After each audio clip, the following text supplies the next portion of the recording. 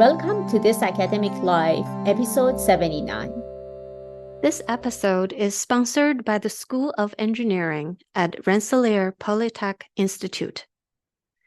Did you know that RPI is the first university to have a quantum computer on the campus? It's IBM's System 1, Eagle processor with 127 qubits. Stay tuned for discoveries from RPI engineering using the quantum computer that will change the world. Hi, my name is Pania Newell. I'm a professor of mechanical engineering. Hi, my name is Zhang. I am also a professor of mechanical engineering. Welcome back to another exciting episode of This Academic Life. Today, I'm super excited to have our very own Lucy return as a guest to share more about her experiences serving as a program director at NSF. Welcome, Lucy, and hope you are ready to answer deeper questions about your experiences this time. Absolutely. I am ready. Well, let's start. How do you think your role as a program director has shaped your perspective on research and its broader societal impact? Yeah, that's actually a very deep question. So, as program director, of course, I manage my programs. And certainly in the process of managing the program, I first also have to learn about the program in terms of where it stands, in terms of fundamental research, and also in the broader sense of scientific development in general. And we have to understand where our program sits and its fundamental contribution. And so that all those have to be sort of formed and shaped at the very beginning. If you're not there, unless you're serving at that role, you don't really know because you only see the part that you know of. But once you're there, you learn because you have a portfolio of projects that you have funded. And one thing that's really good about NSF is that we have data analysts who work on these data analysis for us all the time. So looking at our portfolio analysis, whenever you really want to, the data is right there. So for me, I learned a lot about what the scope is for each program, at least the program that I am very close to. Certainly the one that I managed, but also the ones that were kind of tangent. Sometimes there's a small overlap. So you would know what those different programs are for and where their bounds are. So very soon, as you're starting to learn about how to manage your program, you learn all of those. I always tell the PIs who come to my programs that you want to know. So you want to find a home program because you want to figure out where your research sits. So especially if you're, junior faculty at the beginning, you want to know where your research sits. Very important. So you might have to take some time to navigate and all that. But anyway, so that's in terms of research.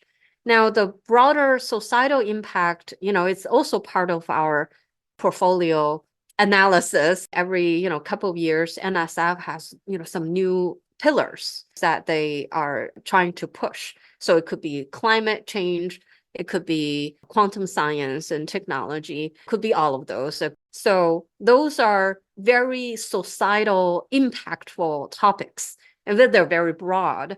So we, as each individual program, need to figure out where we sit, right? So how do we contribute? So we do mechanics, very fundamental mechanics, looking at how materials behave and deform and all that. So all of that could fit into all of those things that I just mentioned. Those are pillar topics. So all of the things that you want to kind of relate to the society. Exactly, sure, it's fundamental now, but ultimately it's going to make an impact in the society, whether it's technology, whether it's application, or whether it could be education as well. Right. So everything has to be all connected. So once I was there, I start to pick up all of these things. So now I kind of know, at least within the realm that I worked within, I kind of know where things sit. So that's really kind of reshaped my thinking about NSF. Well, I guess it was a very valuable experience to be on the other side and learn about these important aspects of NSF proposals. So did you observe any common traits among successful NSF-funded projects? Is there any secret sauce that you can tell us? There's certainly no secret formula for it. I think the common traits that I have noticed are they're good writers. They're good writers. I also often tell the PIs, your ideas are as good as your writing, right? So you can have all these brilliant ideas. You can't express it in writing because that's all reviewers see, right? That's all everybody else see is through writing. So if your writing is disorganized, not coherent, not cohesive, it shows. So I think certainly, one common trait is that they're good writers. And the second thing for sure is that it has to be exciting. You can have also beautiful writing, but if what you're proposing is not so exciting, people can tell from the writing that you're not excited. Like the topic itself, the proposed idea, the core itself has to be exciting. So a lot of declined proposals oftentimes is not because, of the writing alone, but it's because the idea is not exciting to people. So, but there are also for sure very good ideas that didn't get written well. So, so I think these two things have to go together in order to have a successful proposal. So I guess talking along the same line, what advice would you give to researchers and junior faculties that they are preparing for their very, very first NSF proposal? Yeah. So I think, first of all, finding the right home for it. Like I mentioned before, that you have to find the right home for your research. So this is part of that homework. Don't just write blindly a proposal that you want to do, because what you want to do really doesn't matter, because someone has to pick it up. I see people talk to like PIs, especially junior PIs. They're like, I want to do this and this and this. Like, great. I'm not interested, right? So you really want to do your homework to look at each program, what each program wants. They exist for a reason. All these programs and special solicitations, they exist for a reason. So they have a special purpose. They each has a mission they want to accomplish. So your proposal, your idea needs to fit into that. So there's the buy-in. So especially for the first timer, I would say the first thing is to shop for the right program before you even start writing. If you have an idea, write it, draft into a white paper first. So, and then talk to the program director. Just send them that white paper and say, this is roughly my idea. You don't have to spend a lot of time. You don't have to have a perfect white paper. It's really just the concept. And usually when that white paper came to me, I look at it, my first thing is whether it fits. I'm looking for certain keywords that my program always support. And then if it doesn't fit, I try to direct them to another program. If I know where it fits better, I would direct them there. If I don't know, I would just tell them in general, we don't support this, and you can look in other directorate, for example. But if you don't find the right home, don't spend that time even writing, because you're not on the right path. And once you start the writing, there are a lot of resources that you can go after, right? So you can talk to a mentor, maybe get a sample proposal. If the first time you've ever write an NSF proposal, you don't even know. So I would say check the other people's formatting just for that purpose, and then just get a sense of what an NSF proposal looks like. Yeah.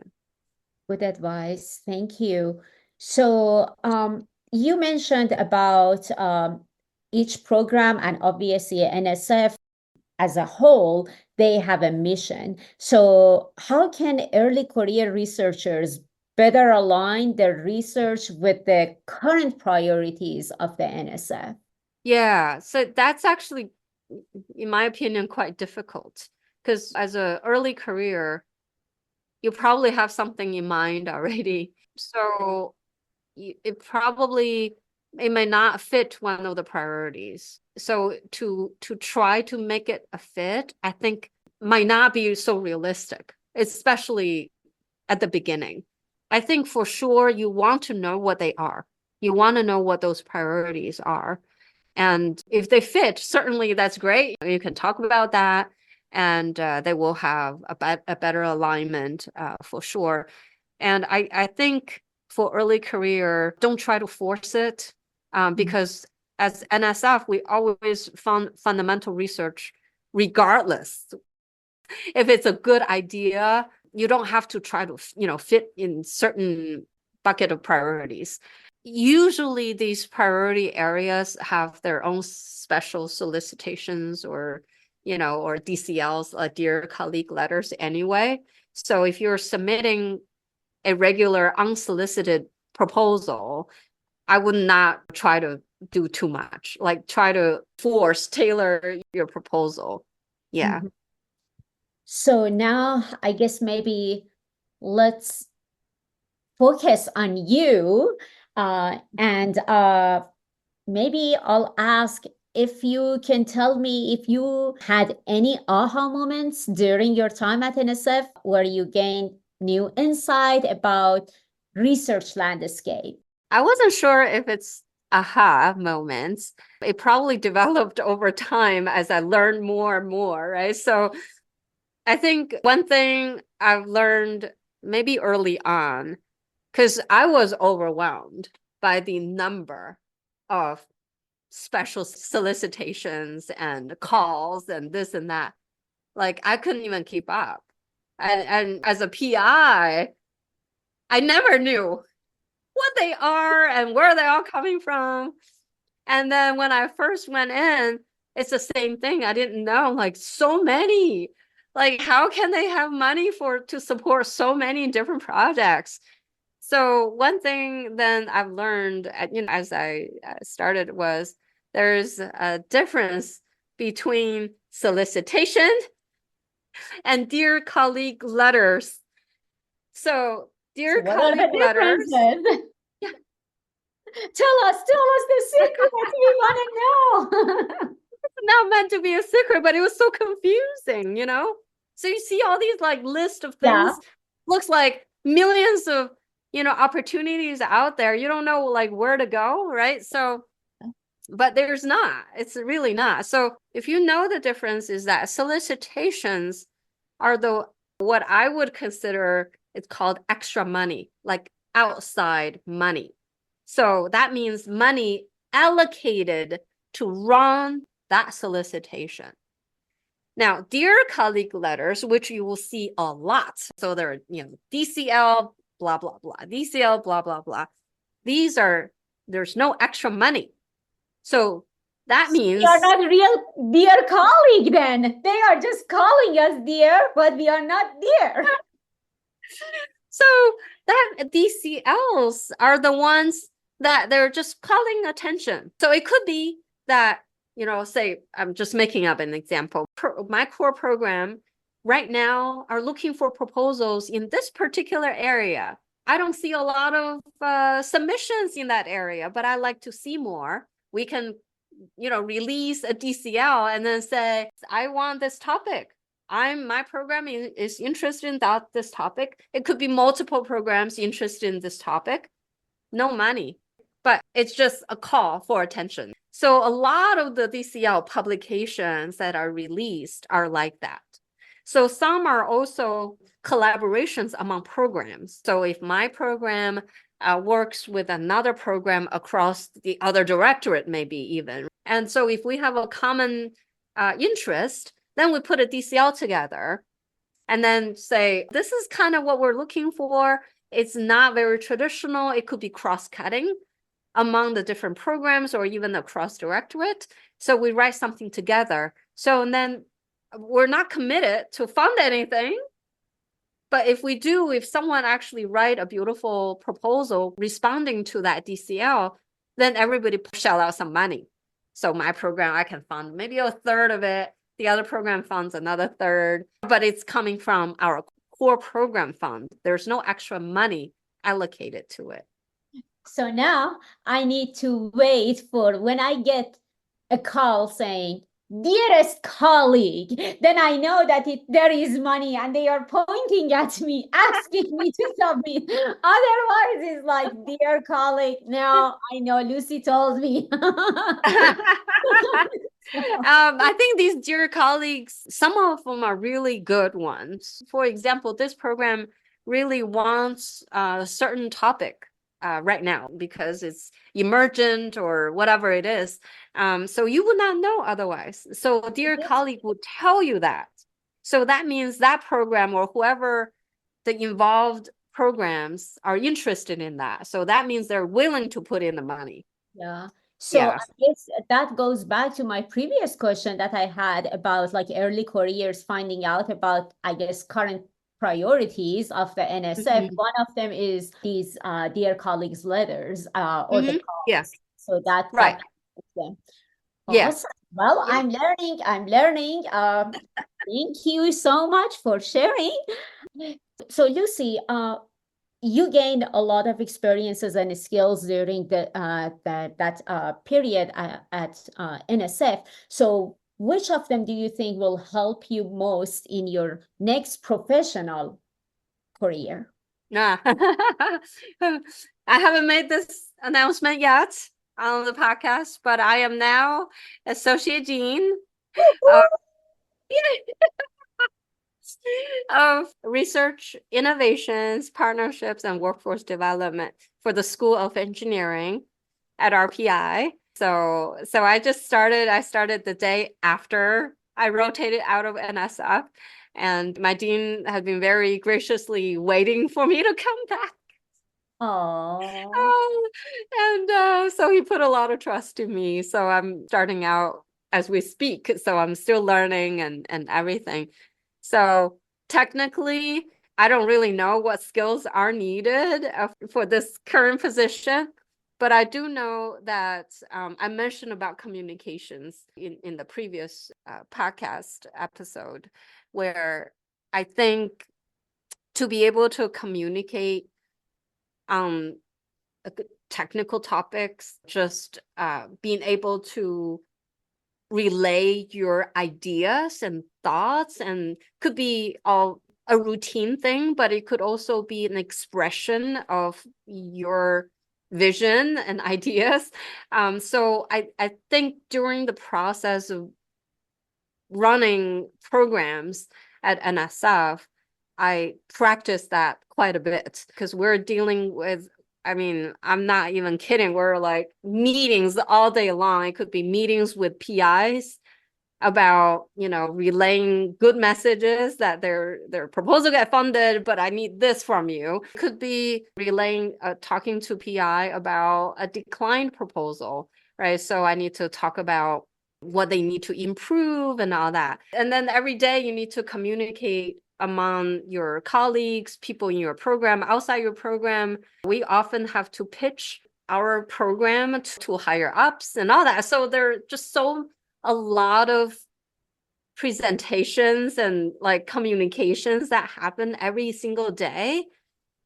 I think I got a lot of practice during these 3 years of being at NSF.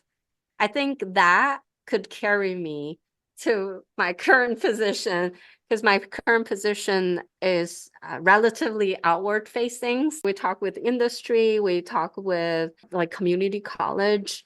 We also talk with our collaborators, right? Other universities and all that, and the government for sure. So I think that being able to just talk at your fingertip, like you just talk, that skill, I think I trained myself pretty intensely during that period. So hopefully that carries. I don't know how eventually it all work out, but that's for sure. Yeah. And another one I would like to do, but it's not part of my current job description, but I mentored a lot of faculty during this time, especially junior faculty, on writing proposals. So, a lot of things that I just shared, I talk with PIs all the time. So a lot of those things I would say the same. And I'm a very blunt person. So sometimes I try to hold myself like, don't say that to junior PIs, but sometimes I like, this is just not a good proposal, right? So, and I will tell them why that is, you want to fix here and fix there. So I think I became a good mentor. Like, I didn't think I had that in me. I think you were always a good mentor. Really? Yeah, I think so. Yeah. I mean, I don't know. I personally don't like, we talked about mentorship. We don't want people to sugarcoat things. We want honest opinion from the mentor, right? Right. And I thought that you always were delivering it with kindness, and it was blunt, but yeah, but it didn't say that you suck, you go. Don't ever come back and submit a proposal. I'm sure you never said FBI anything like that. No, no. But that's, yeah. So, but I'm sure that dealing with different people with different personality, it helped you to even become a better mentor. Yeah, that might be it. I think at the beginning I was a little bit intimidated uh, Uh-huh. by the fact that I need to talk to, many different people. Some are like Senior ones. they confrontational, like, oh, decline proposal. They come in very like they demand, right? And then some are very, very encouraging. They're like, oh, I want to know how I can be better, right? So at the beginning, I didn't know what they're gonna say, right? So I would go to these meetings, meet them on Zoom, and like, oh no, some are like very confrontational from like beginning, but of course, most of them are very. They really want to get better. I certainly, if I know, I would tell them exactly what is lacking or what they can do to get better. But anyway, so yeah, so you kind of deal with that all the time, different, and every day is different. And so it's quite interesting. Yeah. But I also, in terms of mentorship, I don't do, it's not my part of my current job, but I would like to do that, like to help out junior faculty, as much as I can, just because I feel like it's getting harder and harder for people to make it in academia. I don't remember it being this cutthroat when I started.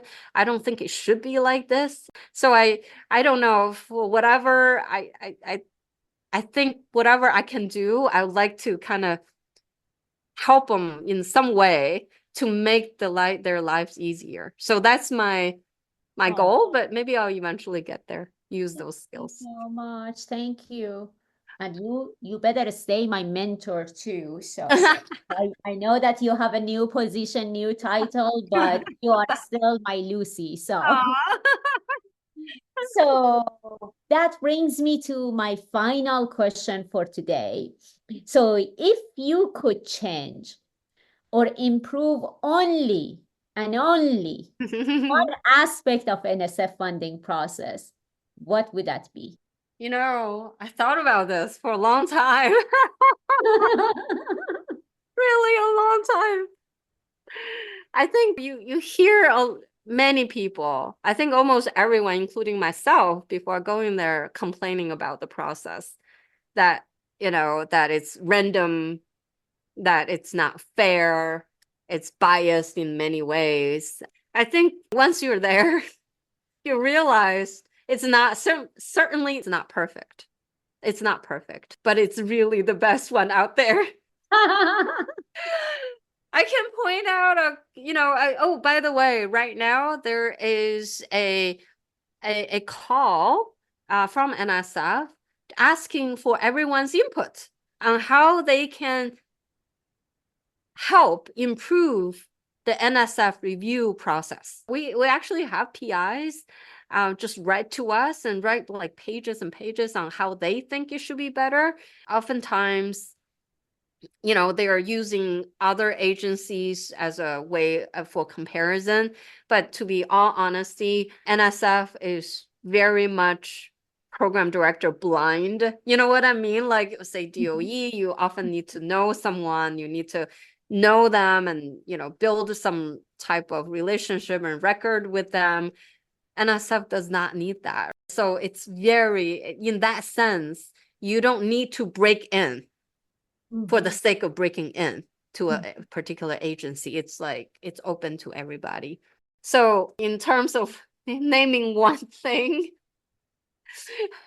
I think perhaps give each program a little bit more money to fund good proposals. We sometimes had to decline very good proposals just because we can't afford it. Yeah, so it's really sad. And then, of course, you meet with them, and then there's really nothing that they can. It's already very good, Yeah. and you say, well, just don't have money. Submit again. The same thing. Submit again.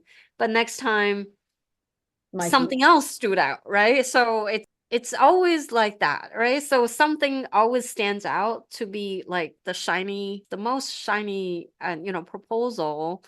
And then the ones that are also really, really good, it's just no money, right? So, I mean, we can't change that dollar amount ourselves, certainly. So our programs are given a certain amount.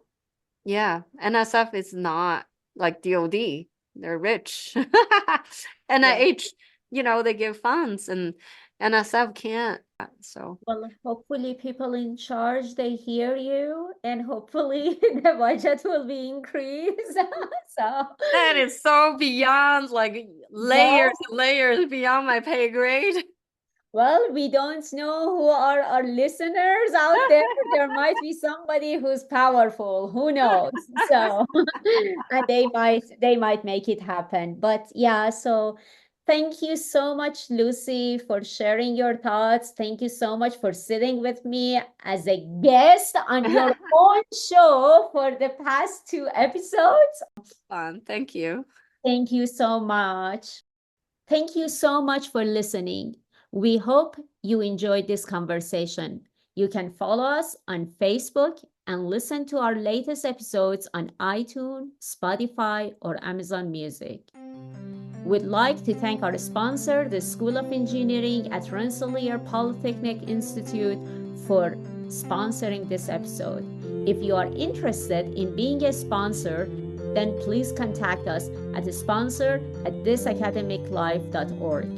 Join us next time for the good, the bad, and the ugly of this academic life.